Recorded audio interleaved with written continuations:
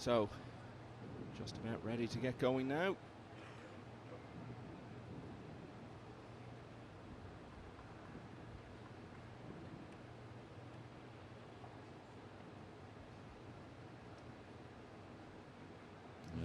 Sorry, Michael. I was going to say that, you know, good chance one player, if not both, end up a little short on this lag, because we talked about the rails with the humidity getting a little bit bouncy at times, especially the short rails, but that's not the case with the new felt here.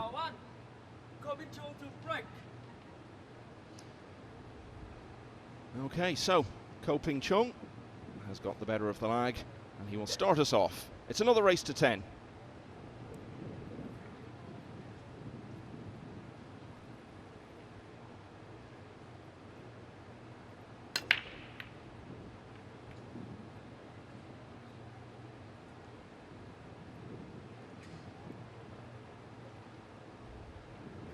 Talked about maybe Chung having the edge on the breaking end, but a dry break there.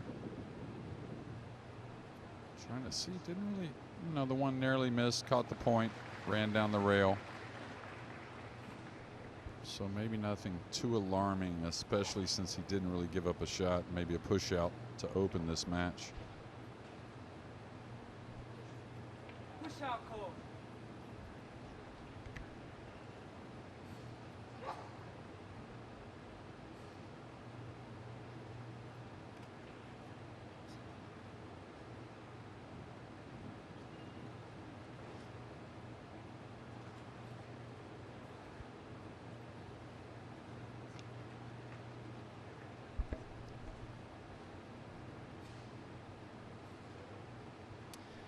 So Chung, 29 years of age, ranked number 5 in the world.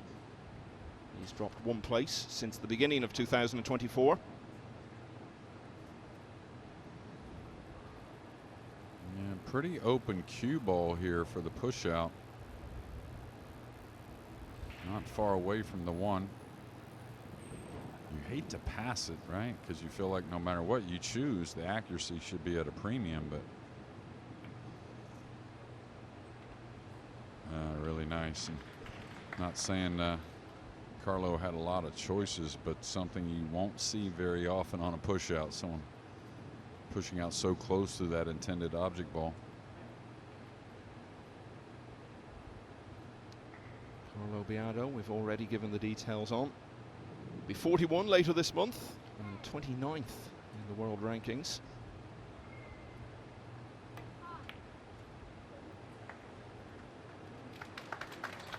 Yeah, and what a return. You know, may have known that he was going to get snookered off the push out, but felt like he would have some type of playable kick. And talk about an important kick here with the 9 looming over the left middle. If you give up ball in hand here without disturbing something, it's going to be an early win for Biado. Big favorite though, but the new felt, you never know. Yeah, really nice.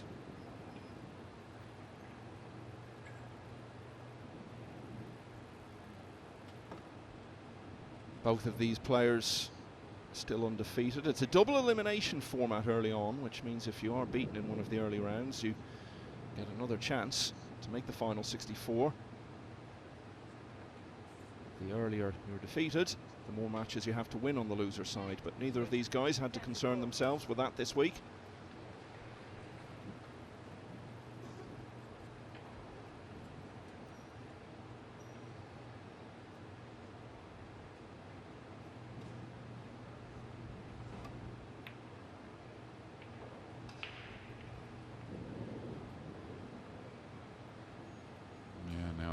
First offensive look, you know, that you would say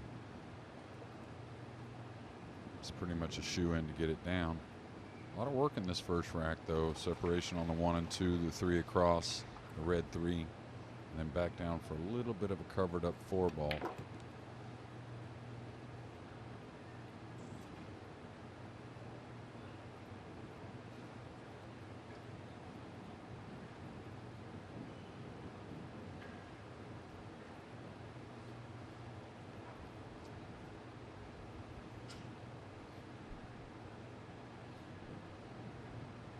He's got to kind of kill this, I think. He may go back and forth. All right, that needs to go. This is going to slow him down, elevated over the purple.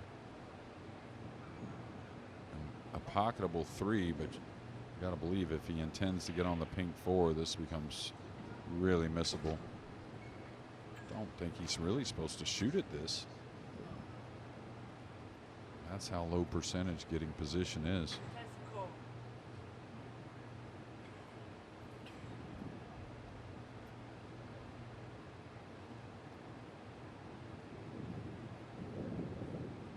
I'll tell you, trying to hit off the right side of the red could entertain a double kiss on the cue ball. Trying to maybe run the cue ball back down table, get some distance as far as something for the safety.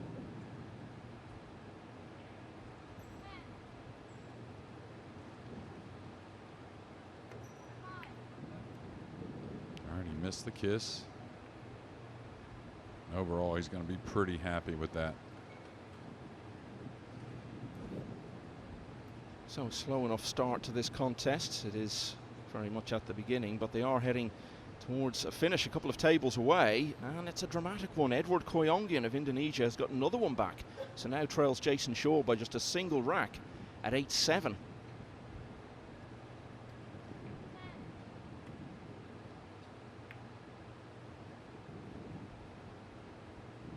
Okay, a soft safety there.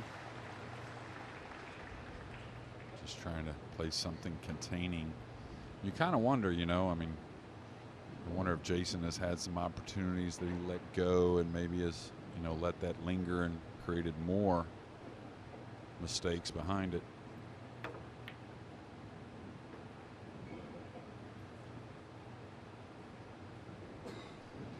When we have these major events, some new people come to the game who've not seen it before, so if you're one of those, the basics are, so long as you hit the lowest numbered ball remaining on the table first, any pot you make is legal and keeps you at the table. And the winner of the rack is whoever pots the 9, irrespective of what balls have been potted up until then. And so if, for example, the lowest numbered ball remaining on the table is 3, as it is here, if you then hit the 3 onto the 9, make the pot that way, that means you've won the rack. Now, when you say it all to people for the first time, it all sounds a bit unusual, but when you see it in operation, particularly played by very good players, you understand why it is all about that 9. Yeah, you could get a little action on it here, I think. Oh, I can't believe he fouled there. Didn't get over the brown 7, so ball in hand for Biado. It's been a tussle back and forth, safety-wise, trying to get position to run the rack, and now he has it.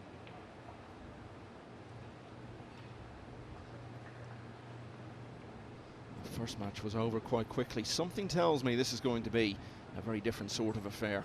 But Biado now has a good chance to finally win this opener. Yeah, pretty good position here. Maybe a hair thinner than he wanted, but he's close.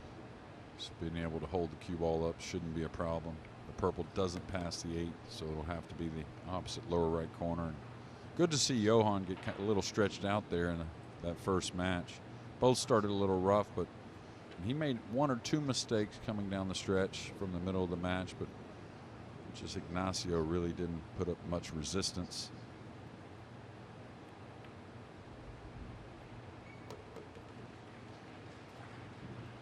Okay, just got a hair awkward here.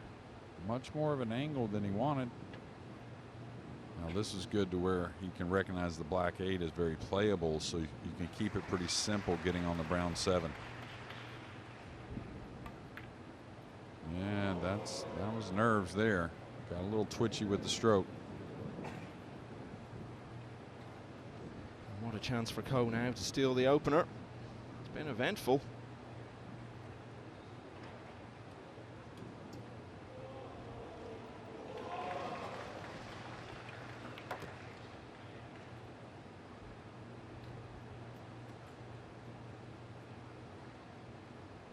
So all looks fairly routine from here. I think you could make a case that we're watching the 2 best Asian players in the game. Ko Chung has had so much success over the last couple of years. Biado's been around for some time. Yeah, and A little ironic that, Ko-Ping Chung didn't make that Reyes on the wild card, but his opponent did, so a little something to look at there. So Carlo Biado had a clear chance, missed the 6, and Ko-Ping Chung has done the rest. He leads 1-0 in this last 16 encounter. So 3 other matches heading towards a finish. James Oranis 8-7 up now on Cledio Okachi. David O'Cady's gone back in front against Ko Pin Yi at 7-6. And Jason Shaw has won the 16th rack. And it was one that he really needed to get on the board. Edward Koyongian of Indonesia was really charging back at him. He'd got to within 1. Shaw has restored a 2-rack lead and is on the hill now at 9-7. And again, for any newcomers to the game, that expression on the hill means you're 1 rack away from winning the match.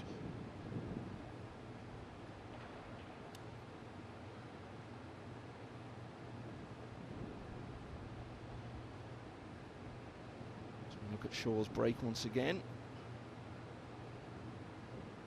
So he has made a ball off the break and he's got a shot at the 1, but a bit of figuring out to do after that, Jeremy. Yeah, the 2-8, if he can get tidy on it, that being Shaw, that's a pretty playable combination. I think he's got a nice angle to draw. Oh yeah, he should be good from here. So it's written for the defending champion to move on. It's just a matter if he can close the door. Got to play it lightly, though.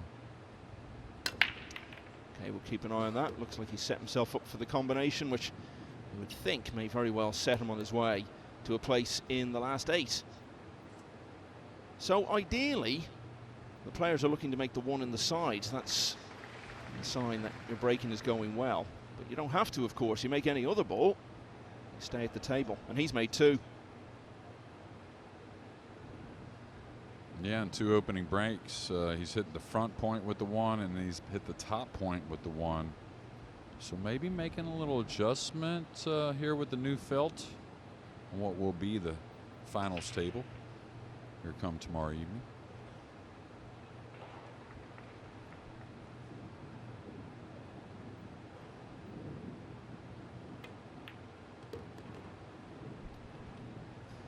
Yeah, so as we've said, Ko-Ping Chung is not going to be on the Asian team at the Reyes Cup next week. Jason Shaw will be there for Team Europe, and it looks as though he's about to clinch his quarter-final place here. He's got this one under control. Yeah, in terms of Ko-Ping Chung, it's simply been a case that he hasn't done well enough this year. You could make a strong case that in 2023 he had as good a year as anyone, including winning the US Open, but hasn't done enough this year to be part of the Asian team. Jason Shaw has done enough to win this match, and you saw the fist being raised there. I think there's a bit of relief there, Jeremy, because that was a match that was in danger for a long time of slipping away from him, as we see his wife Ara in the crowd there. Yeah, no doubt. I mean, and of course it is single elimination, so but any first match, a lot of times we'll see struggles. Every player really does not matter, but good to get through that match and on to the final 8, and you got to believe he did probably make a couple mistakes that he'll shore up for the evening session. Yeah, everyone who wins in this session will be back later in the day to play their quarter-final. We reduced the field today from 16 to just 4.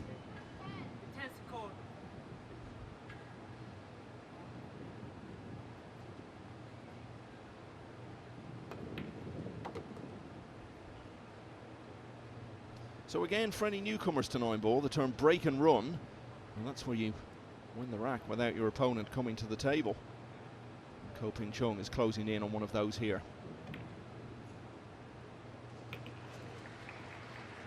One thing I think I see about Ko-Ping Chung more than maybe any other player is he really doesn't let the moment change how he's going to play the rack. And he doesn't run for the short pocket a lot of times just because of worried about missing a ball or trying to make the rack easier. You're always trying to make it easier, of course, but exceptionally easier by doing something out of your norm. And he just stands true no matter what the situation or how big the moment. So no 1 on the side, but a couple of balls did go down off the break, and Ko-Ping Chung took care of business from there. Two very different racks. He's won them both, and so he leads 2-0.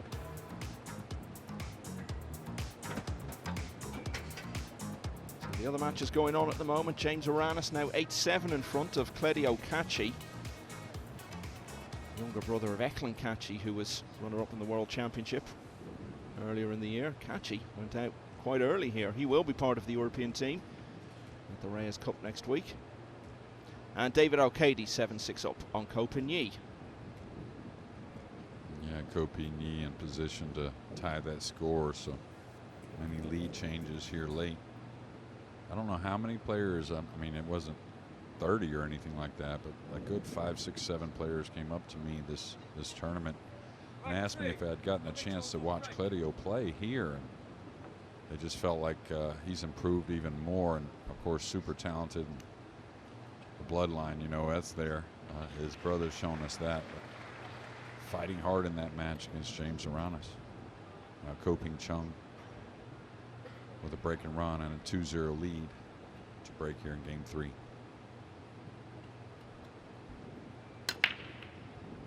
He's dialed in that one, and a lot of times it only takes really, you know, kind of one of those strikes on the cue ball or one of those strokes you feel to be able to start repeating that. And now a great look and another chance at a break and run.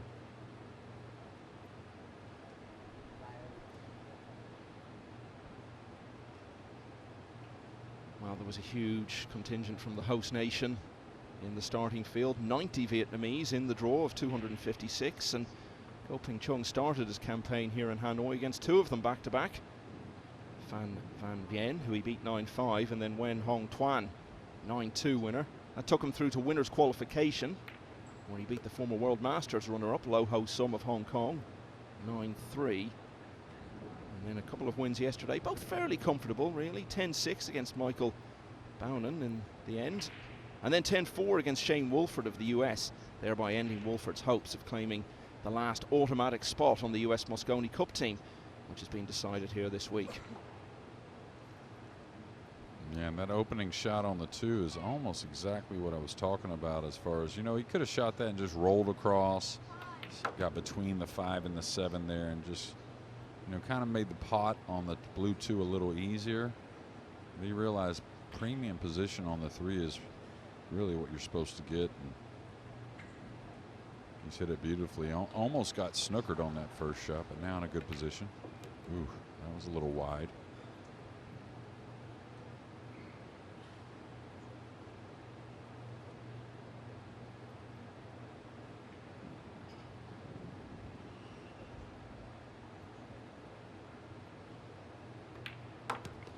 This is what can happen, isn't it? You miss one ball that you shouldn't, and it doesn't just cost you that rack, it can cost you a few more. Biado had a good chance to lead 1-0, missed that 6, and he's been a spectator since. Yeah, in that first rack, there were several, you know, safety exchanges, beautiful kick safeties, and really ain't got to swing the cue much offensively after missing that 6. I'll tell you, just we have the vantage point to be able to see his brother, you know, doing his thing as well. And his brother looks a little out of sorts to me, Ko Pin-Yi. You know, nothing wrong with a mistake, but he seems overly frustrated. Yeah, Ko Pin-Yi and David O'Cady now level at 7-all. But it's all going swimmingly for Ko Ping Chung. Back-to-back break and runs, and the former US Open champion leads Carlo Biado 3-0.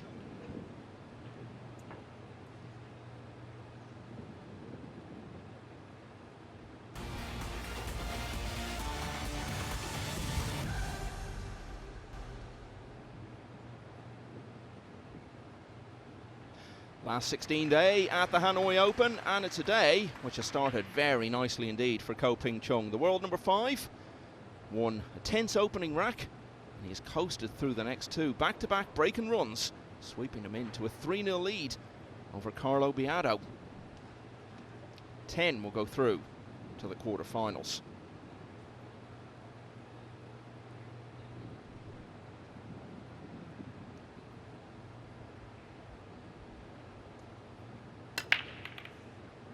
Yeah, that's what I was thinking, Michael. I wouldn't be surprised after missing the one in his first 2 breaks, got it down in the 3rd, and kind of feel like he probably won't miss it the rest of the match, maybe the rest of the tournament. We've seen him do incredible things with that break shot, and now a chance for a 3rd break and run. This 2-7 combination, very playable. It's incredible to think he's only 29. He's been around such a long time. We've known about him since he was in his mid-teens. Just around the time he was turning 20, he got to the World Championship semi-final.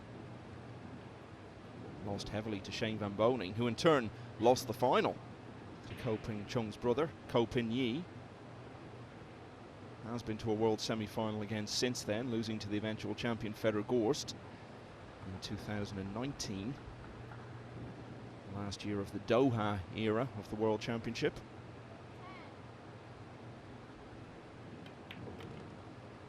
Very much a big occasion player. 1 rack away from the US Open final in 2022. Lost to Max Lechner, who was then beaten in the final by Francisco Sanchez Ruiz. But at the high point of his career so far, when he won the US Open in Atlantic City just over a year ago.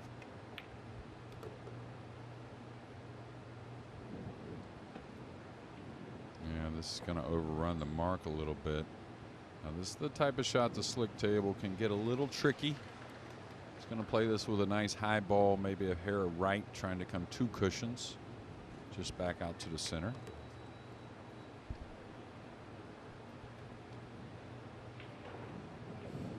You know, with his brother ahead of him and such a great player himself, learning the game probably got a little sped up for Ko Ping Chung. Really has a great cue ball and decisions are awesome, but I think where he really got so much better and really became one of the top 5 or 6, 7 players in the world, and consistently there is just doesn't have that oddball miss, and much better at the long ball, which is usually what going to result in much more break and runs and keeping your opponent in the chair. Well, since the break rules were changed and the pockets were tightened up a bit, you don't often see 3 break and runs in a row. It's what we've just seen from Ko Ping Chung, and that's why he leads Carlo Biado by 4 racks to 0.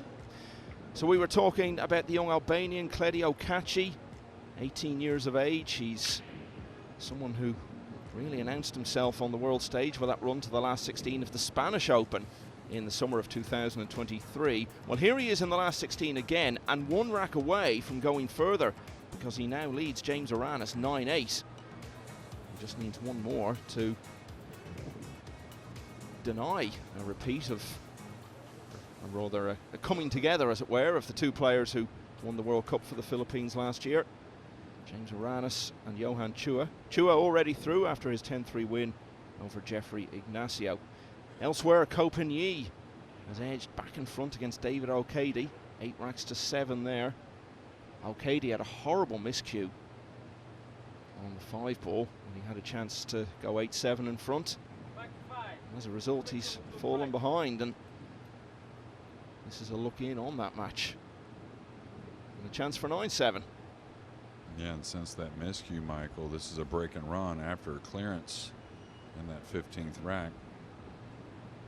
So Ko Ping Yi trailed 5-2, I believe it was 4-1 also, and kind of trailed most of the match until catching David at 7 apiece. So things going well for both Ko brothers. Ko Ping Chung has made the 1 in the side again. And we'll get another look at that break shot, I'm sure, and Ko Ping Yi on the hill. I think he got a little away with one there, Ko Ping Chung. I think that cue ball may have been heading towards that side pocket. Got a friendly kiss. Now he'd just love anything on the 3. That's why he's looking at distance, trying to simplify the 2. If the 6 wasn't there, he may come 3 cushions with a little side spin. But I think it's just back and forth with a bit of high outside, maybe high left English, trying to avoid the 5 and 9 and get the speed right. He's overcut it.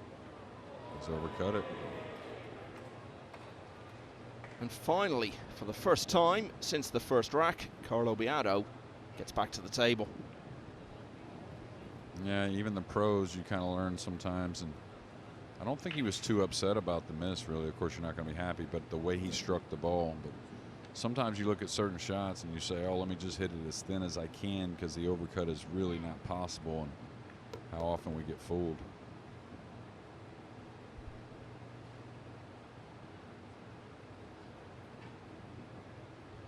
Carlo Biado was pushed a bit in his first two matches against Wang Chi-young and Sun Yi Swan. Got through them both, then comfortable against Salvador Garcia, 9-2 in winners qualification. And two very different matches yesterday, 10-2 against Bizar Spahiu of Albania, and then that thriller against AJ Manis, contender for match of the tournament so far, which he managed to get through 10-9. You know, 5-0. We've seen plenty of comebacks this week, and the players learn to stay patient. But don't you feel the way Ko-Ping Chung has taken off, and after that miss, that this was kind of necessary, in my opinion, to get on the board for Carlo Biado. This may have really gotten messy otherwise. Yeah, well, particularly given Ko-Ping Chung's reputation for just reeling off rack after rack. In that US Open last year, he won all 11 of his semi-final against Aloysius Yap. It was pretty much perfection in a game where perfection isn't really possible. Then in the final, 6-3 down to Federgorst, he won 10 in a row, and that was that. So when he's on a roll, you really have to take whatever opportunity you can to stem the tide. And it looks as though Carlo Biado is going to do that here.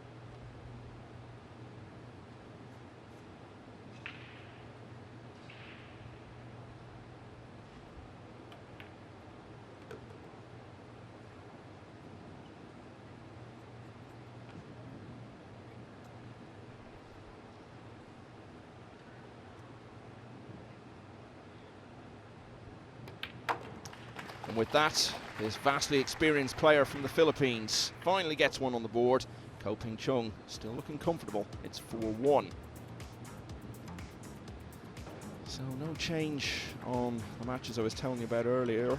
Claudio Cacci and Ko-Ping Yi both still on the hill. Shane Van Boening is underway though, the former world champion, 5-time US Open winner.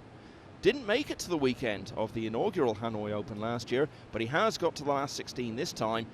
And he's taking on Harry Vergara of the Philippines, one of the breakout stars of this tournament, and the American has won the first rack there. So we look in on the other main table. David O'Cady having to win all of the last three now, if he's to repeat his run to the quarterfinals here last year.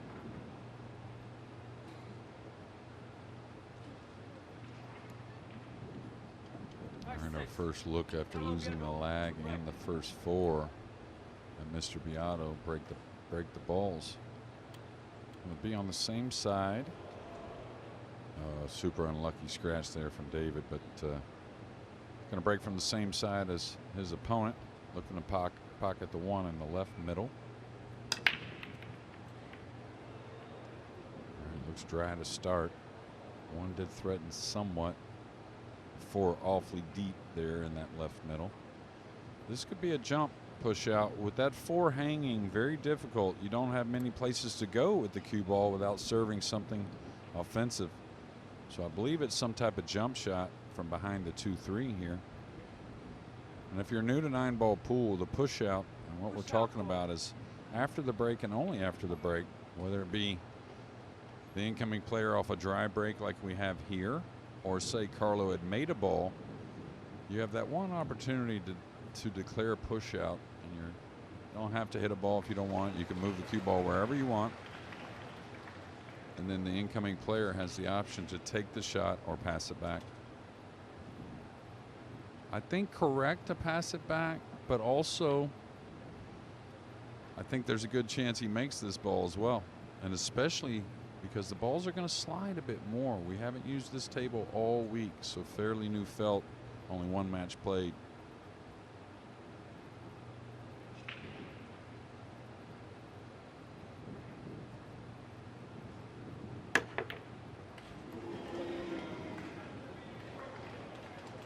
he's going to get pretty fortunate here on the miss. And that's a big part of attacking as well. You don't always have to sell out.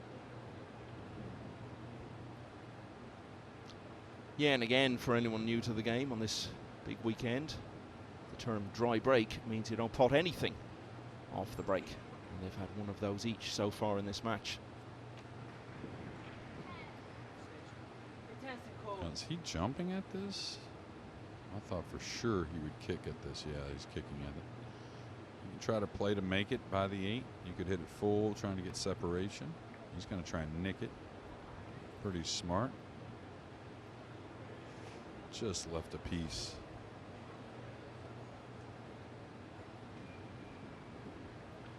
And David Al-Kaidi knows not only his Hanoi Open life, but also his chance to automatically qualify for that Moscone Cup is now in the hands of Copini, and it doesn't look good for David. Yeah, Al-Kaidi giving up ball in hand there, and Copini looking to apply the finishing touches. And once that's over and the result confirmed, I'll bring you up to date on that Moscone Cup qualification picture, which has been such a big part of the narrative here in Hanoi all week. This needs to slow down. Whew. Probably a little fortunate there. You would never try to hit that mark between the pocket and the green 6. So maybe just a little heavy with the speed, and also, you know, one thing you're going to see when the table breaks in, the rails get a little bouncy, but the bed gets a little slower. Here with the new felt, maybe the bed got the best of Koping Chung there.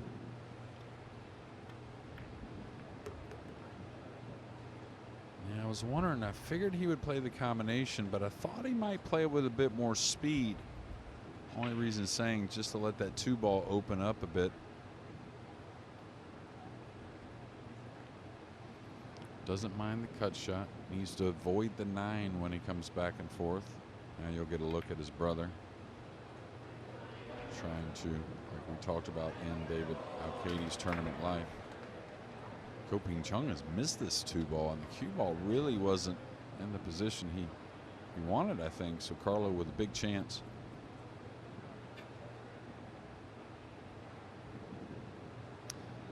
Copini got to this last 16 stage of the Hanoi Open last year.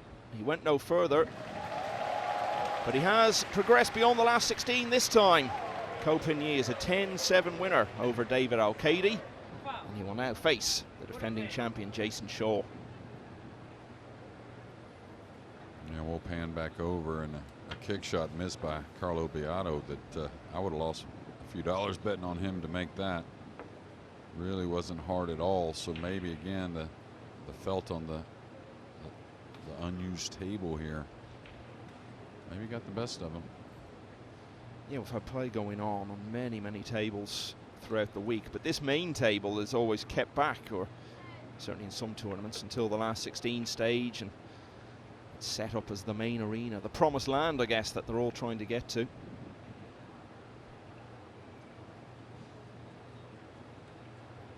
Yeah, now a few mistakes from Koping Chung, a couple missed balls, but again, that's another thing that he does real well, is kind of leaves the mistake behind. Now he's overdrawn the ball, and again, that has a little something to do with the newer felt, so adapting is a must. Combination not too tough, big favorite. Doesn't want to blast it though, he has to hold position on the 5. Oh, wow.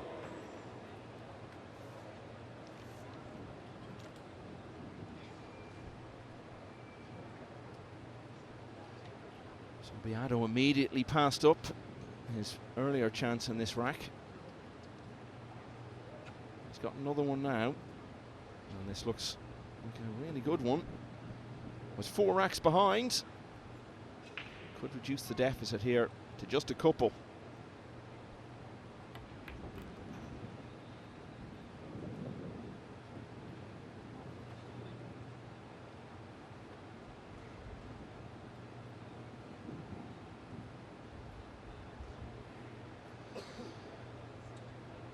As I was saying earlier, Claudio Cacci announced himself with that run to the last 16 of the Spanish Open as a complete newcomer to the scene.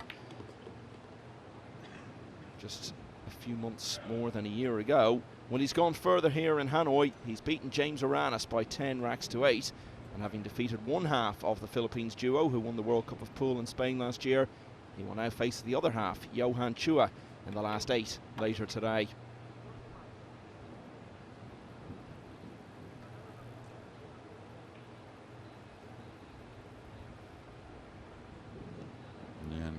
And Chung starting so strong after that battle for the first game. And just kind of wonder, you know, you're going to let Carlo get a little woke up here with a few mistakes.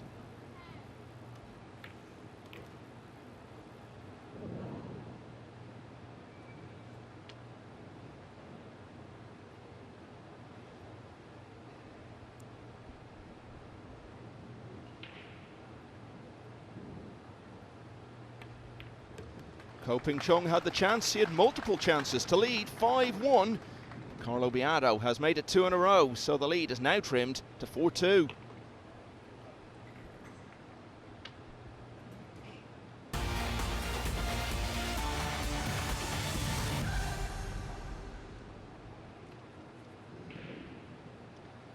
Chung led 4-0 in this last 16 encounter. He might have been 4 clear again, but passed up a couple of chances in rack 6. Carlo Biado took it, so he's now won 2 in a row. He's breaking, looking to get back to just 1 behind. It's only his second break of the match, came up dry from his first.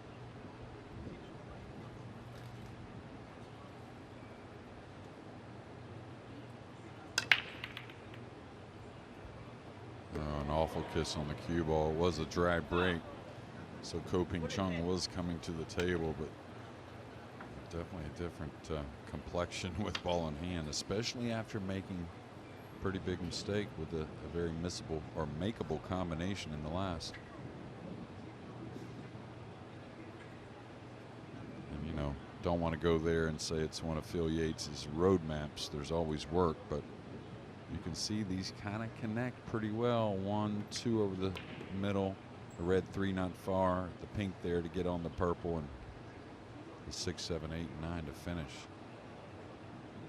Yeah, I guess the best way to describe that roadmap term is when the balls just lay out in a way that everything looks straightforward, and for players of this quality it's just a case of joining the dots.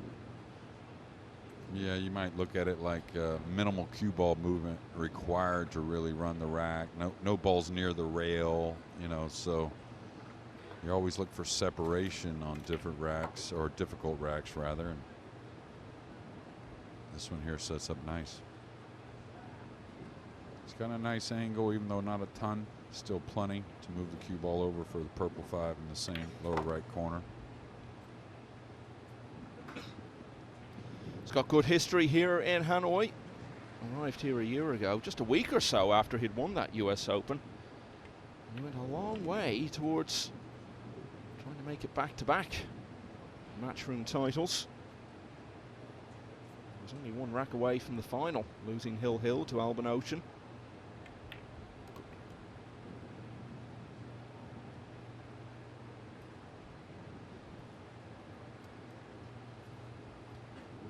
Yeah, I like that there, that little extra look.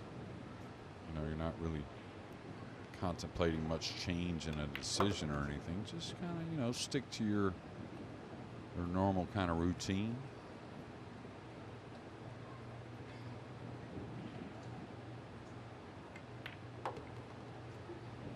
So Chung had so much momentum early on. Carlo Biado looked like he might be starting to generate some himself. Then he scratched at the start of rack 7. He sat down for the rest of it.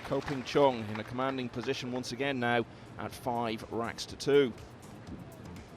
Isn't it amazing, Jeremy? Every time we see a new name appear on a draw sheet with the Philippines flag next to it, we always know he's going to be a good player. And Harry Vergara certainly falls into that category. A real unknown at this level. But there he is in the last 16, playing one of the greatest of all time, Shane Van Boening. And he's responded to the loss of the first rack by winning all of the next 3. So 3-1 now to Vergara. And the winner of that will take on either Jeffrey Rodda or Andriy Januarta in the quarterfinals. They're just starting their match. One match yet to get underway. Francisco Sanchez Ruiz against Skylar Woodward. That will be starting very, very shortly, and the winner of that will play the winner of this in the quarterfinals later today. And at the moment, the man most likely to be the winner is quite definitely Chung, because he's breaking with a 5-2 lead. Crowds building once again steadily throughout the week. There were about 3,000 people in here on the final night last year, hoping for something similar tomorrow. Will Chung be there? Yeah, there's that one in the side. 2 ball near the cue ball. Watch out for the 9. And it's the golden break. 9 ball down on the break, rack over, and that's going to be so hard for Carlo Biado to take. A match that he was getting back into. He scratched on the break, as I said, at the start of the previous rack. Didn't get back to the table. And this rack is all over in a single shot. You know, there are some people who say, oh, you should take out the golden break. It shouldn't be allowed. Look at the reaction of the crowd. They love it. That is one of the best things in this game. Yeah, and it just doesn't happen very often. You know, it's not something exceeding. I think a few years ago we saw something crazy at the PLP, I think it was, from Max Lechner. But, you know, just like Carlo, how he left the table, right, was an unlucky kiss in the side. Now he hasn't shot since. So I think there needs to be some reward at times, and a golden break's just perfect. Yeah, that was the World Masters in Brentwood last year when Max Lechner made the 4. But it wasn't just that, was it? It was all through the week we were seeing so many of them, and they've been very thin on the ground this time. And listen, you'll get some in your career, and you'll get some against you in your career. So no point complaining about the look of it. Golden break, 6-2. Here we go again. Yeah, that's why it's racked in the center, Michael, right? Because it is very rare, and that's how the setup is. And I don't know what the ratio. I mean, you got to consider it a break and run with the golden break. He's had a few already, and he's set up to do another. And in terms of making the one in the side, which is the primary aim, I guess, for players at this level, didn't make it with either of his first 2. He's doing it consistently now, time after time. Okay, chance for 7-2 all of a sudden. Yeah, really, it's about this 3 ball, it seems like. I mean, if he gains position coming around the brown 7-2 cushions, he's perfect. You know, back in the day, we used to say Alex Pagulayan was the best pound-for-pound breaker in the world, and I think we've got to hand that torch to Chung these days. Probably 100 pounds soaking wet, really.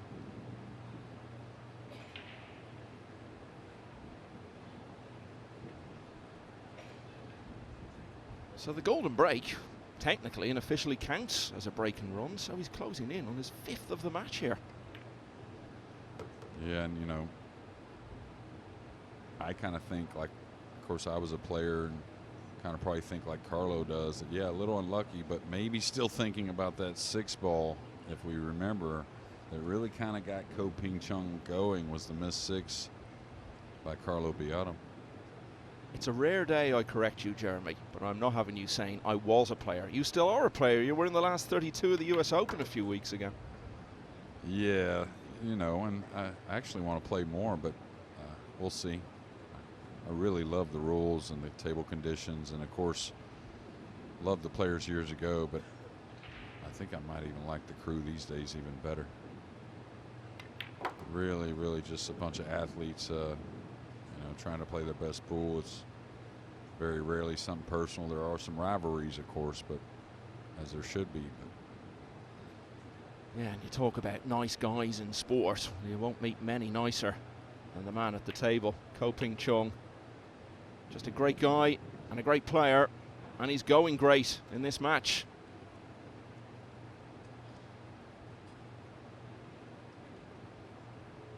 And now he's got his biggest margin yet in this contest. Chung, 5 clear after yet another break and run. It's 7-2.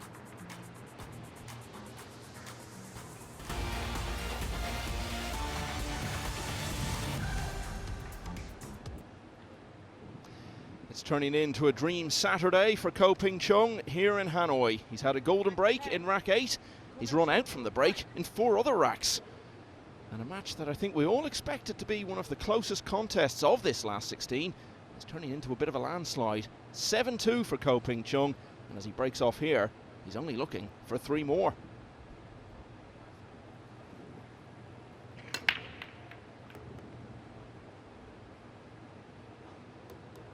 Yeah, I just kind of feel like, look at the spreads he's getting. I just kind of feel like it's going to take something out of his hands, really, something unlucky to slow him down. You just look at, besides the 5 ball that's pinned on the bottom cushion, the spreads he's getting, he really has a shot on every ball on the table to really go offensive. So no matter where the blue 2 lands, it seems like offense is kind of the theme here. Sweet shot here. You can play with outside or inside. I kind of like the inside myself, going to the right of the pink 4 with the cue ball, some 3 rails. He went with the outside. Yeah, I thought outside was a little more difficult to judge on the slicker conditions. And he caught it a little thick, and Carlo's got to respond.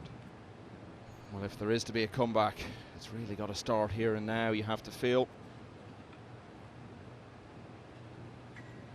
Okay, he needs to play between the pink. He may go over with right English. Watch out for the side if he does. No, he went straight through. Same thick miss. He may have fluked it though, and what a timely fluke for Carlo Biado. And definitely really quick with the delivery there. That wasn't very close, the contact on the 2. You said it might take something that was out of Ko Ping Chung's hands to really turn this match. That was out of the hands of both of them. Now, can he turn it into something?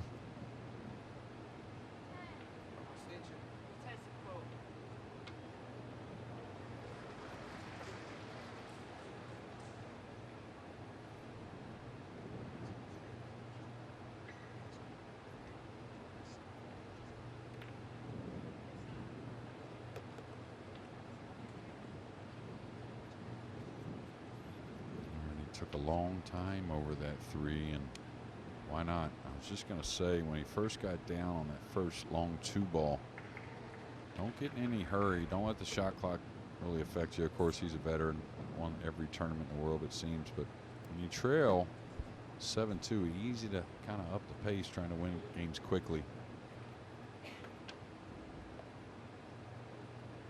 All right, should get a little above the 7, a little on the left of it. Get a natural angle. Yeah, just like that. Now he can run 2 rails out of the lower right corner, coming down on the left side of the table for the black 8 in the upper right. Skylar Woodward takes the first game between him and FSR.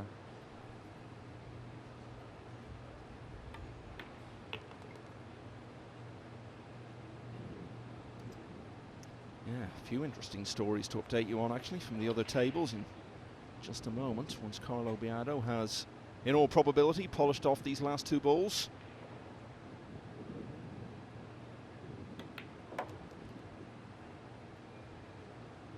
Well, he's a wonderful, classy pool player. He's also got the nickname Lucky Luke, and he certainly had some fortune in this rack. Made it count. After losing all of the last 3, Carlo Biado has taken that one. Still a long way to go as he tries to turn this around though. It's now 7-3 to Ko Ping Chung. Yes, Skylar Woodward has won that opener against Francisco Sanchez Ruiz. That's the last match to start in this round, and the winner of it will play the winner of this one. Elsewhere, what a story on table 2. Harry Vergara, having lost the opener to Shane Van Boening, has won 5 in a row. He leads by 5 racks to 1. Van Boening lost to a young Philippines player here last year, Kyle Amoroto, or sent him over to the loser's side. Or he almost lost to another one actually, Marvin Assis. So he's having more trouble against a rising name from the Philippines today. That's one to keep an eye on. And Jeffrey Rodder of the Philippines, quarter-finalist at the US Open back in August, off to a fine start against Andri Januarta, the one remaining Indonesian player in the field. Rodder leads that one 3-0. It's all going on around the arena, Jeremy. This is where your amazing skill to watch several matches at once really comes into play. Well, yeah, with the technology of being able to see all those matches, and we'll see how that one goes. But I'm kind of just curious what kind of starter is it going to take for Carlo to get comfortable here. You know, if something tough comes up on the blue 2 after his by far the best break he's had.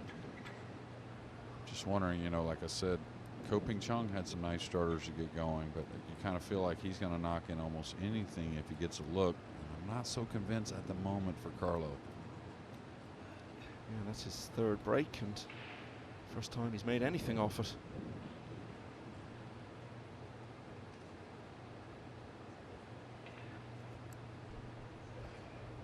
Definitely should attack here. It is thin, but he's close to it.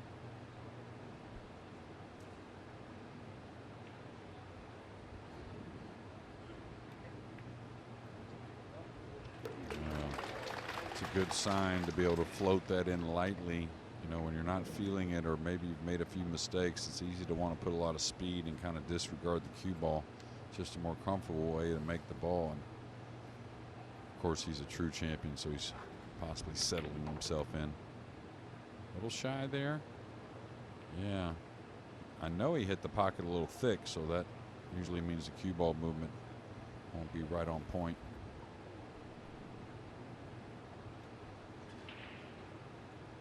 Skylar Woodward has missed a pretty easy ball in game number 2, kind of looking to the pool gods, wondering what that was. Attention call. Now this is odd.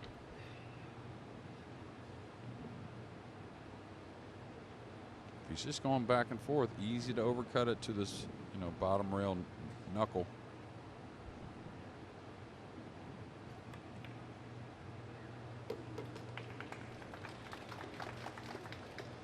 Back in prime position now.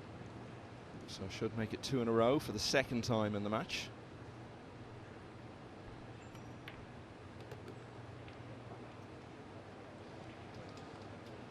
You know, you go back to the World Championship earlier in the year in Jeddah, and one of the most astonishing stories was how little impact Biado made. Lost his first match to Marco Teucher.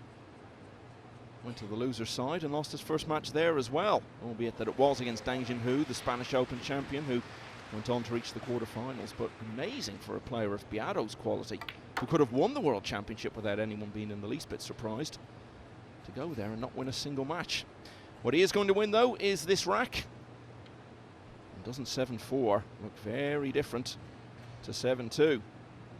So Biado back to 3 behind.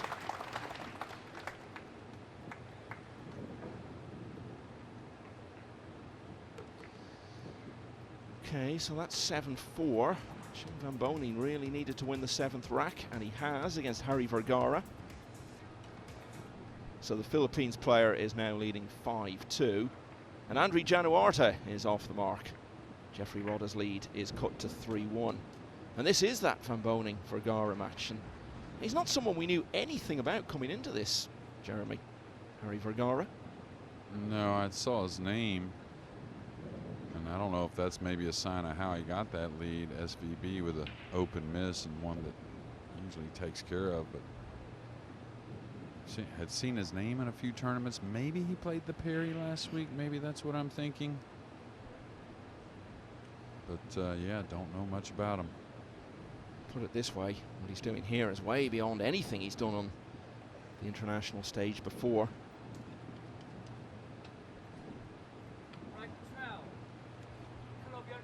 Okay, so a swift 11th rack for Carlo Biado.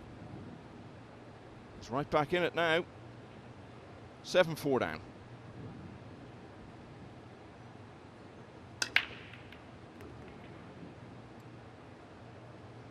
Okay, a little action on the 9, got the 1 down. The break shot looking much better for Carlo. That's a good sign as he does trail this match, like Michael said. Now, this is what I was talking about. Usually, you know, he's one of the best after the break, no matter what kind of look it is. And we'll see here in a moment.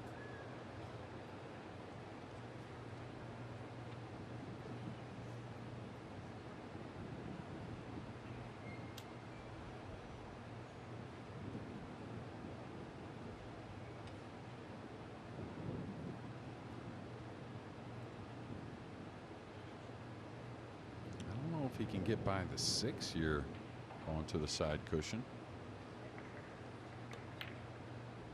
Oh, he did. Kind of a stunned follow. Wiggled it home, but really a heck of a shot. It's very hard to keep a player of Carlo Biado's class down for long. And that was a real moment of quality. Starting to look like someone who believes again that he's got a real chance here.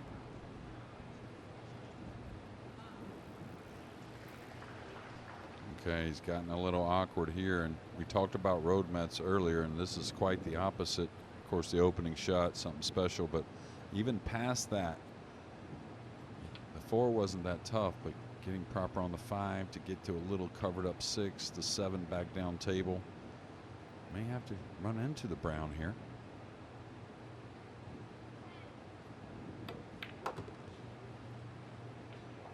Oh, that's as clean a shot as he hit so far in this match. Elevated over the ball. Had to put some check side on that. Speed control's perfect, and he held the angle on the purple to move the cue ball easily for the green 6.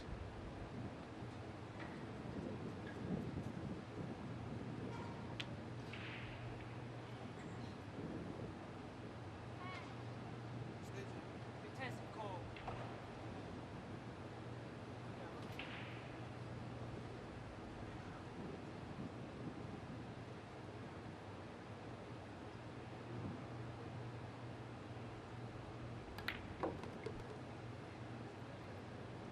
Really was touch and go as to whether he'd make it to the weekend. Carlo Biado was involved in a wonderful match yesterday against AJ Manis, the Philippines teenager who won the junior title here in Hanoi last year. Manis was 3-0 up, but Biado turned it round, was first to the hill at 9-8. He had a 9-ball to win 10-8, although he'd left himself a bit tricky on it. Missed it. Almost fluked it, actually. Left it over the pocket, so that was 9-all, and Manis had a really good chance in the deciding rack. Ran out of position on the 6, hooked Biado, and that effectively forced another chance at the 6, but Manis missed it. Biado cut it in and cleared for the match.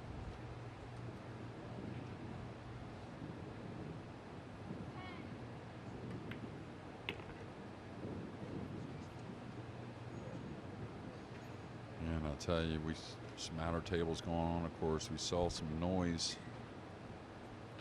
from one of them, and it was Vergara that must have missed a pretty easy ball to go up 6-2. Now only ahead 5-3 on SVB. So Van Boning is on the comeback trail. And another member of that exclusive club of 13 who've won both the World Championship and the US Open is charging back here. Carlo Biado was 7-2 down. Back-to-back break and runs have helped him all the way back to just 2 adrift now. It's 7-5 to Ko Ping Chung.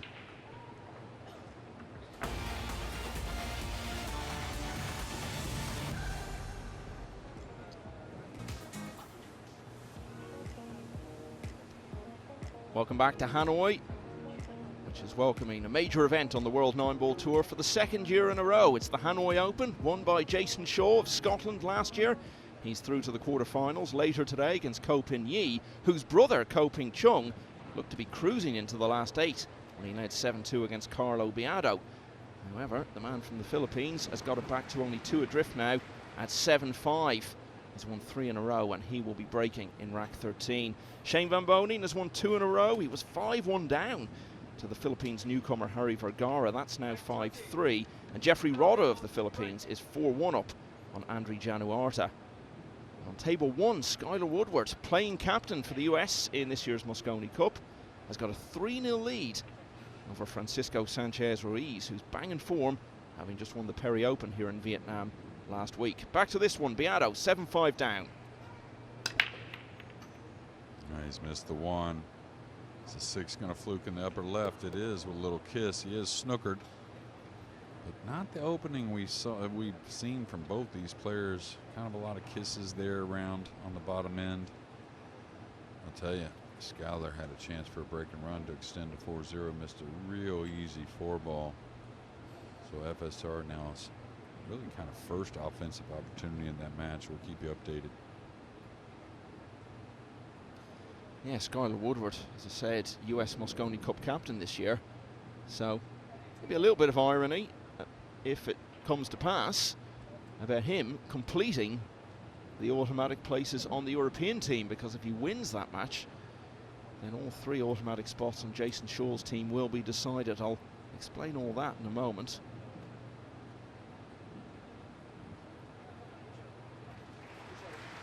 Push out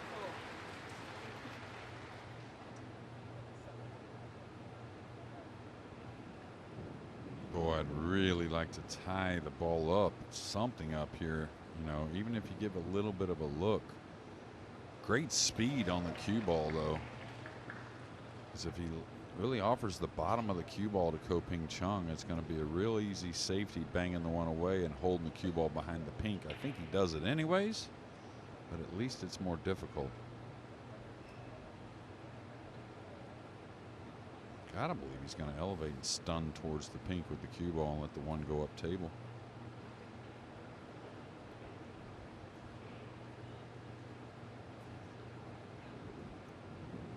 I like him hitting a little further down on that ball. Now he's looking to cut it. Thought this was very easy to bang this away and not hit the brown. Let the one roam a couple rails below the 9 as the cue ball kind of squeezes up on the pink. This is going to get turned loose. He's got to get pretty lucky. And you could tell he just didn't like it, even though he knew he had to shoot it. Didn't expect that mistake there, Michael, from Ko-Ping Chung. Yeah, feels like a very different match now. He'd had the golden break, he'd had 4 other break and runs. He was dominant. Carlo Biado had hardly featured in the match. But it was that bit of good fortune, wasn't it, that he had with the fluke in the sides, Biado, that has proved so significant, because it's really sparked a proper revival here. All right, smart shot there. Not trying to do too much. Didn't have to necessarily get this good of a shot on the blue 2, but there wasn't a miss on the 1. And whether he got this good of a shot or not, he was going to keep control. Thought it was pretty important at this moment. All right, he'll just keel this. He's close to it. Gonna just let the cue ball slide softly across. Francisco Sanchez Ruiz becomes the last player in this last 16 to register his first rack of the day. He now trails Skylar Woodward 3-1. Andrew Januarta has got back to 4-2 behind against Jeffrey Roda.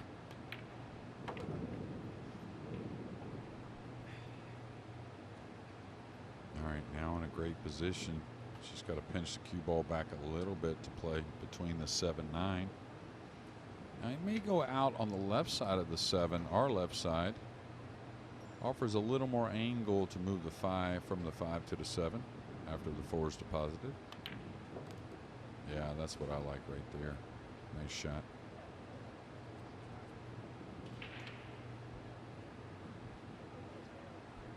I'll just kind of stun draw 2 rails out to a very open left side of the table for the brown in the right middle.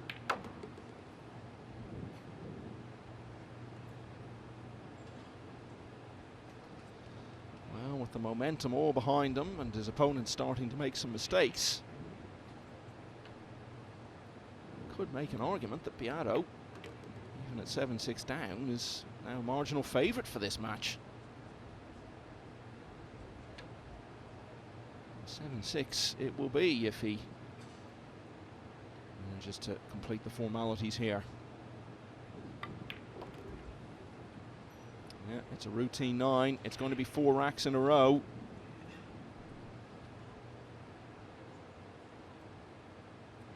And Biado is now just 1 behind in this match. He'll be breaking in the next rack, looking to draw level. Now let me just wrap up that Mosconi Cup situation, because David O'Cady needed to get to the final to overtake Mickey Kraus for the last automatic spot on the European Mosconi Cup team. But O'Cady was beaten earlier by Ko-Ping Yi by 10 racks to 7. So that ended that possibility, all of which meant the only player left, we look at some of the moments of that 13th rack again, who could overtake Kraus would be Francisco Sanchez Ruiz. The only way he can do that is by winning the title. Eklan Kachi and Joshua Filler have already qualified.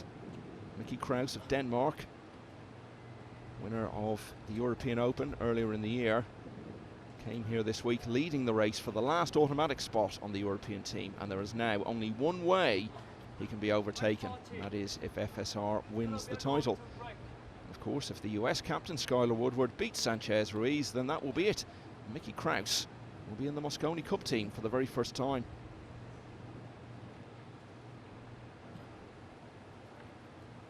And I personally think, of course, who knows, it's all in Jason's hands for that team. And I kind of personally think even if he wasn't to make it, you know, FSR, that would be a great addition. I think that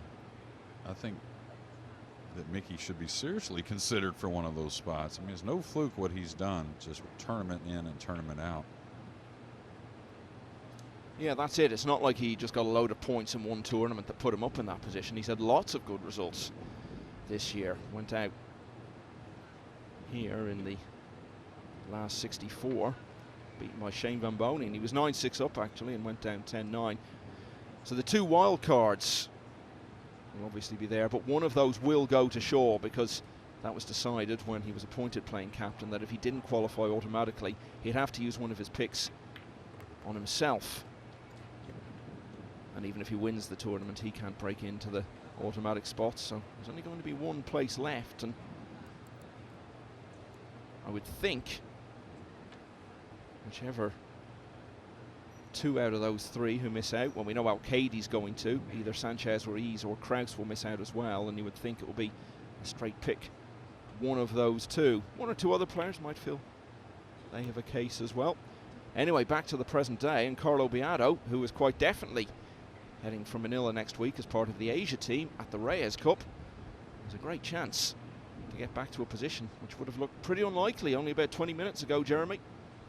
Yeah, absolutely. You're not only win games, you're wondering when he was going to get out of the chair. And like you said in the last, it was a missed 2-ball by Ko-Ping Chung and then a fluke 2-ball by Carlo to get going. But Ko-Ping Chung did miss I thought, a pretty playable safety after a push shot in the last. So now working on another break and run. There's been a lot of them in this match with both players combined, and all quality stuff. Yeah, well, the golden break, as I was saying, that technically does count as a break and run, the one that Ko-Ping Chung had earlier on. So this would be the 7th, literally half of all the racks played so far.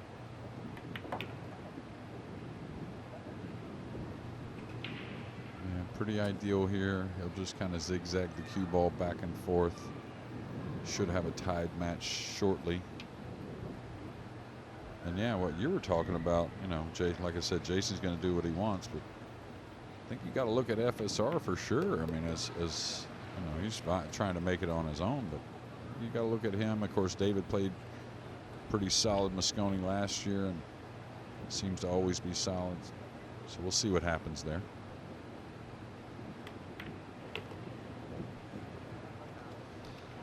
Well, what a transformation there's been.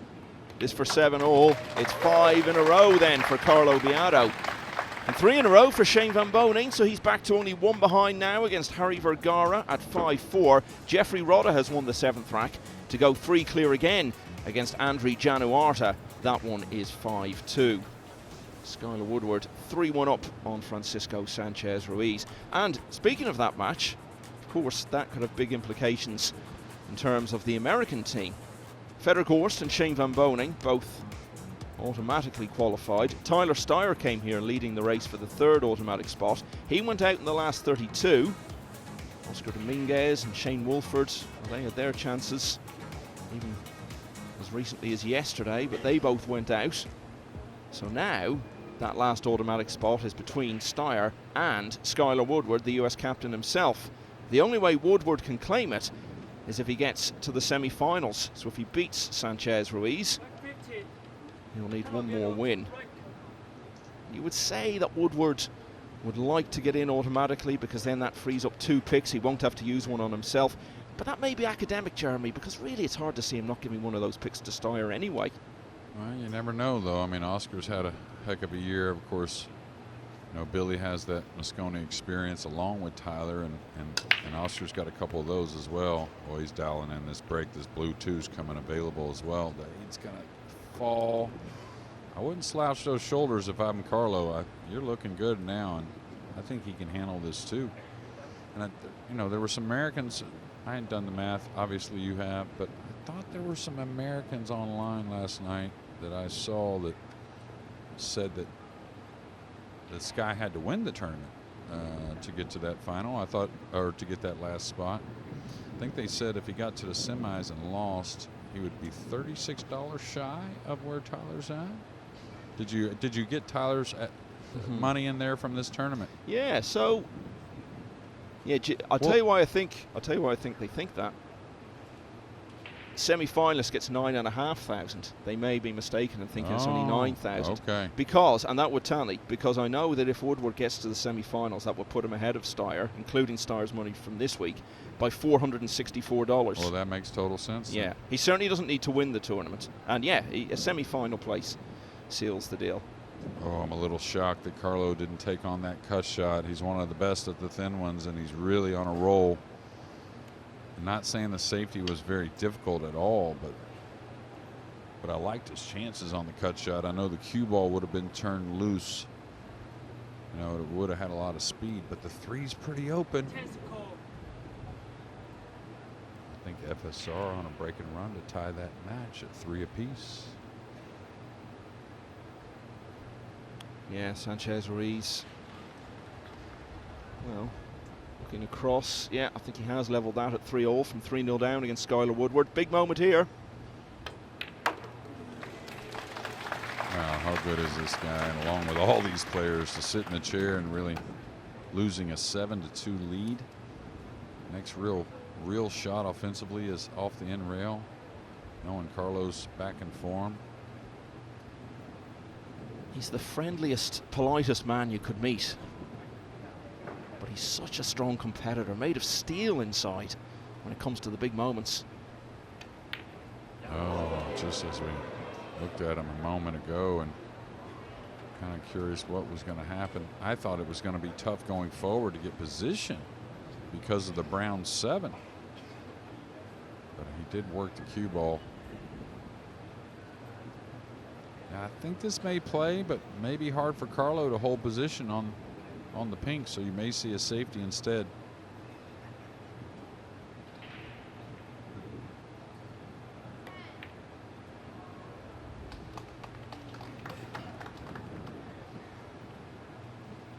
Starting to feel like a very big rack now, isn't it? Yeah, I mean, you talk about mentally to go the break here after the 15th game and have the lead after winning 6 in a row. Koping Chung, you feel like $1 million to keep the lead after having a 5-game deficit on a former world champion and U.S. Open 9-ball winner as well. Well, that shot could hardly have turned out any worse for Co. Carlo Biado has not led at any stage in this match. Koping Chung is in his chair again, with the air of a man who knows he may very well be trailing by the next time he gets out of it. Looks like he can come across, avoiding the purple, play a little short side on that pink. Shouldn't be a problem.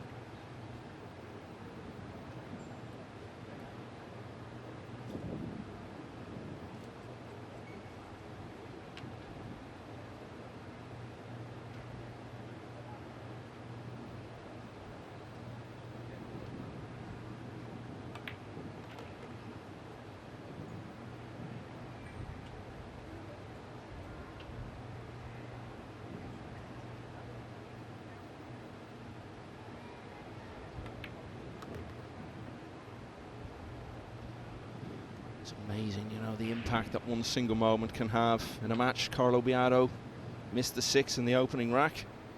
Next time he came back to the table, he was 4-0 down. Might have all been so different had he made that pot. And then you think back to that bit of good fortune he had when he was 7-2 down.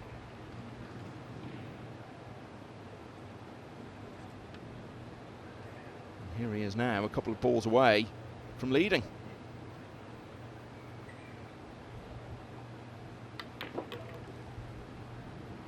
Well, the tables have been difficult all week, of course. The felt getting broken, the 4-inch pockets, a little humidity in the air, and maybe these players are, once they're getting used to the slick conditions again with the new felt, kind of feel a little refreshed, like they can run a lot of racks. So maybe no lead safe. 6 in a row for Carlo Biado. 2 more, and he'll be in the quarterfinals. What a turnaround in Hanoi.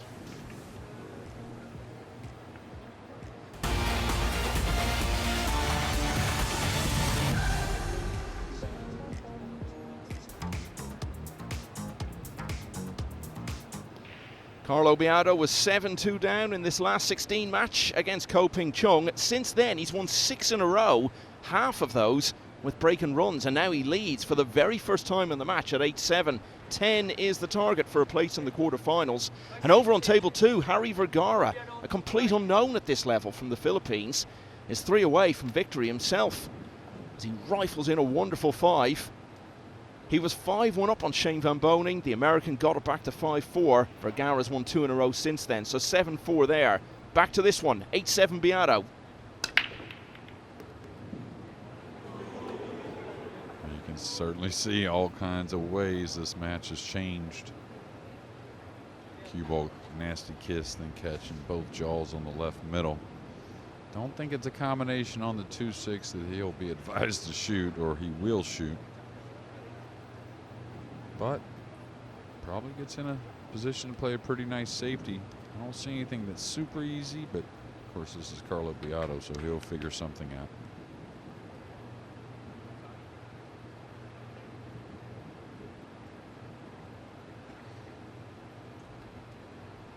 Biado in front for the first time here. Likewise, Francisco Sanchez Ruiz, who's just won rack 7, to go 4-3 up on Skylar Woodward, having trailed earlier 3-0.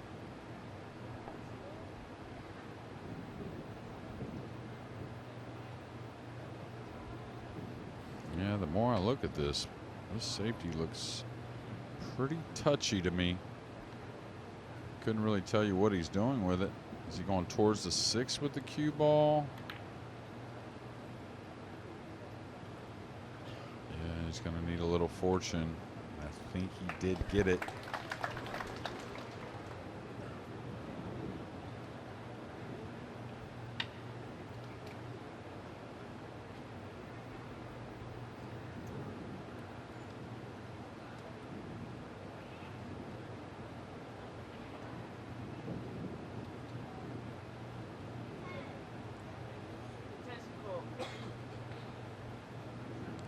Does have the left side of the 2, I think, maybe a little sliver, but no future with it. So I think smart playing the kick to the top cushion.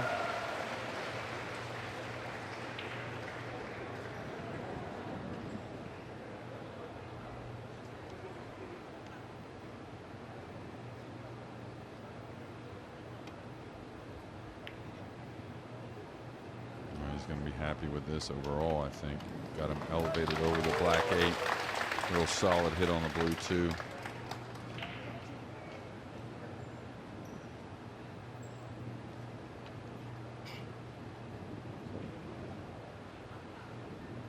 got a little piece of this, but man, being elevated and awkward cueing, you got to believe he's just going to ignore that. Try and play for a little luck. He's going to try and knock this up to the top rail and then maybe on the left side rail with the cue ball staying. Oh my, things have changed for sure. Well, there was a slice of fortune that enabled him to get this run started at all when he was 7-2 down. And a bit more here. I need to tee him up to get to the hill.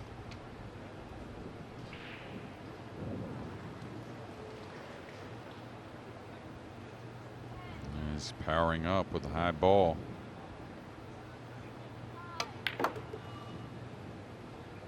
This is tracking towards the 3. Is it going to get past? Just narrowly. But nothing easy. Especially a 5-8 combination is kind of what's in store for the next shot, you would think. Gonna cut this and come 3 rails. Is it even cuttable on the side, or does he have to play a cross side bank?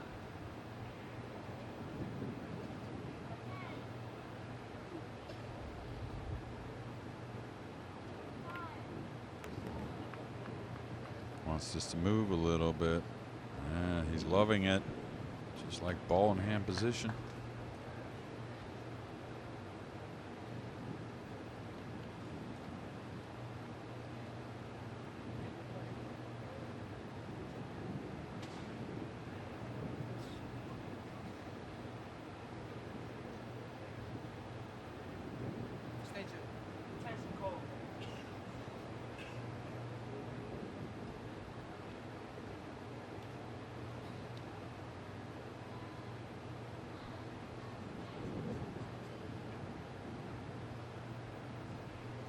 Remember from earlier, it was a 5-8 combination that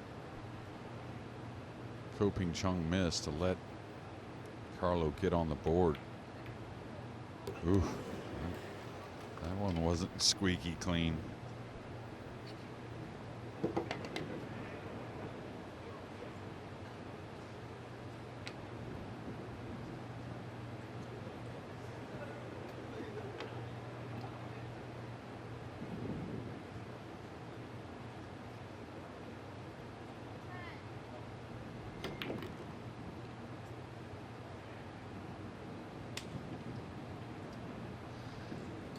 He's got that spring in his step again. Didn't really do much wrong in the early part of the match. It was just so dominant from Chung. Yes, he missed that 6 early on, which was very costly, but once he started getting his chances, he's grown into the match more and more.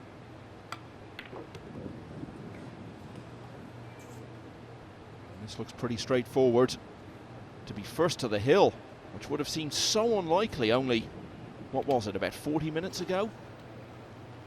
Yeah, it didn't take him long, just like that lead for Chung to grow. It didn't take long for this comeback. And I don't know if Chung will get back out of the chair, but he's got to think positive, though, because if he does get a chance, the table's breaking very well. So to win the last 3 games, very, very, very doable. Wonderful stuff from Carlo Biado, and he just needs one more to make the quarterfinals. He leads by 9 racks to 7. As Shane Van Bonen has won a couple in a row to get back to only one behind now against Harry Vergara. That one is 7-6. Jeffrey Roda is 6-3 up on Andri Januarta. The winners of those 2 matches will play each other. And Francisco Sanchez Ruiz is on something of a roll of his own. He's won 5 in a row now. So he leads Skylar Woodward 5-3. The winner of that will play the winner of this. And of course, Jeremy, the big backstory here is these were our 2 picks for the title. You went for Ko, I went for Biado. Only one can survive, and it looks like being Biado at the moment. But as you say, really 9-7 at this stage. It's not quite a nothing lead, but it's very, very paper thin. Yeah, again, you know, on the outer tables, it's a bit more of a lead for sure, but both players breaking very well. The only problem is Chung has kind of missed his mark on 2 or 3 of the last few opportunities, so if he does get one, he's got to clear his head. Yeah, all it takes is one moment to go against Biado for Ko to get back into it. It's the last break of the match. He's made the one in the side again. And this is pretty good, Jeremy. Just by his mannerisms, I think he's snookered on the blue too. Is he? Oh, yeah, I think the overhead will tell us a bit more. Oh, yeah, that looks very different, doesn't it? Yeah, and you just wonder with that grouping there, does he take on this kick shot? You know, if he's comfortable cueing, I think he's supposed to. Just because you don't, you know, the push out at this level, or really any level, is pretty difficult, but at the highest level, extremely difficult to fool your opponent with a push out. Yeah, it looks so different from the other angles, but he is definitely hooked on the 2. Hit it squarely. So it's going to take something special for Chung.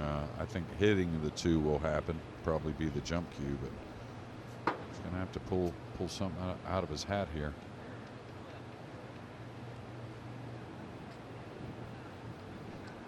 Chung very much with his back to the wall now. Said it would only take one thing to go wrong for Biado, for Ko to start turning it around, but likewise, one thing goes wrong for Ko, that could be it. How beautiful a hit with the jump cue is that? To be able to control behind the pink and the speed and line of the blue too. Maybe a little unlucky, got near the corner pocket. This isn't a hard kick to come across this ball and slide the cue ball over, maybe behind that big group of balls, but he's going to go the jump cue.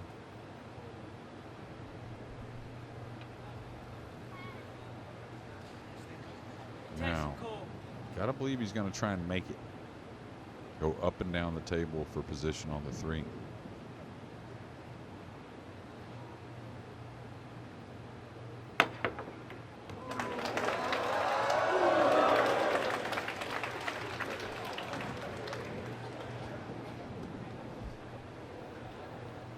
Look at the smiles on those faces. They just love it here in Hanoi.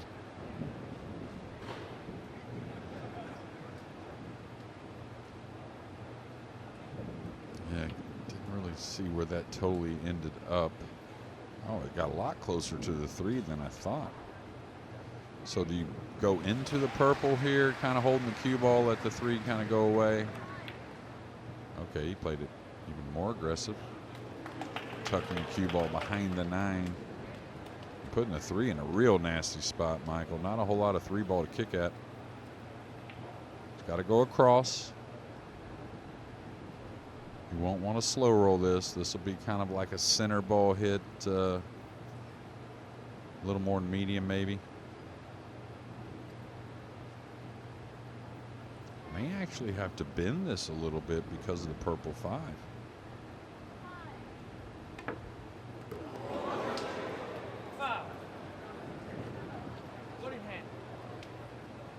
So it's in his hands, that being Carlo Biado. Definitely a future Hall of Famer. I think it'll probably be next year, but he's trying to snap off this Hanoi Open. Is there a 5-9 combination on order? That's just what I'm looking at as well. Because otherwise you may play the 3-6 just because it's a little more comfortable cueing and it's not a hard combination to get the run started. All right, he'll let us know here shortly. And the other reason is that if you're going to play position on the 5, it's not that easy to get prime to get over for a tough green 6. Yeah, I would definitely have a consideration of this combination.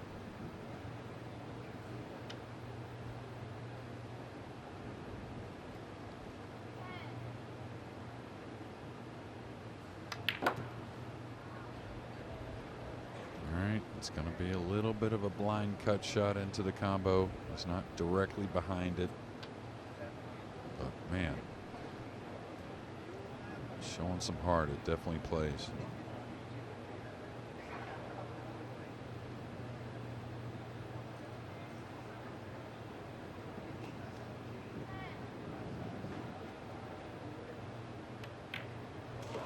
You can never write off the class and quality of a player like Carlo Biado. Some might have been tempted to do so when he trailed Ko Ping Chung 7-2, but remarkably, Ko did not win another rack after that. It is an incredible turnaround from Carlo Biado, and he finishes it in lovely style, Jeremy, with his 5-9 combination. What can we say about this? Yeah, it was again a little bit of luck, and 9-ball, and like any other sport, there's a few lucky situations. You never know how the ball is going to bounce. It bounced one good time for Carlo, and he took full advantage. Yeah, had the fluke at 7-2 down. That got him on his way. Then he had 3 breaking runs in the next 4 racks. At that stage, he was level at 7-all. From there, he's won all of the next 3. And what an anticlimax for Ko Ping Chung at the end of his Hanoi Open campaign. So Carlo Biado went out very early in the Hanoi Open last year. He was beaten in the last 64 by Francisco Sanchez Ruiz. And he may well play him again later today in the quarterfinals. Sanchez Ruiz, from 3-0 down, is now leading Skylar Woodward by 5 racks to 3. The winner of that will face Biado in the last 8 later today. So we're going to have a look at the scores on the other tables. It's already happened here today.